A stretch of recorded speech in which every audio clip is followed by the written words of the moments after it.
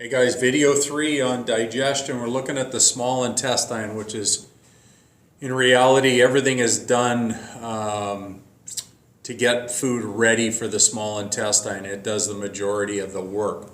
We look at the small intestine, it's about 20 feet long out of the 30 feet that our intestinal tract is, our digestive tract is.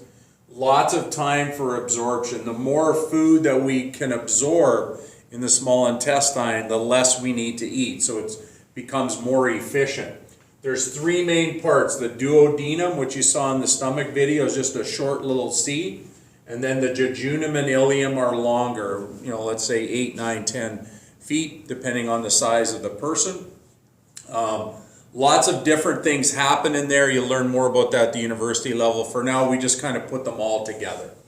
Now, the two main jobs in the small intestine is the chemical digestion of food. So there are specific enzymes within there. Some of them are made in the small intestine, some come from the pancreas, right? And one comes from the liver called bile, all right?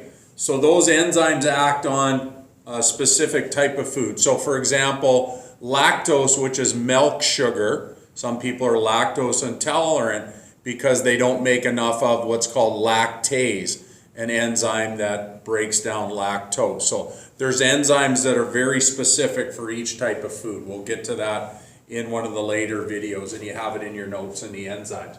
And then the real important part is the absorption of that food. Once it is chemically broken down, it's down into its smallest parts, we can now put it into the blood. Then it's usable by the body, whether it's carbs and fats to produce energy or whether it's proteins to rebuild parts of the body like fingernails or muscles. They're used in different ways in different parts of the body.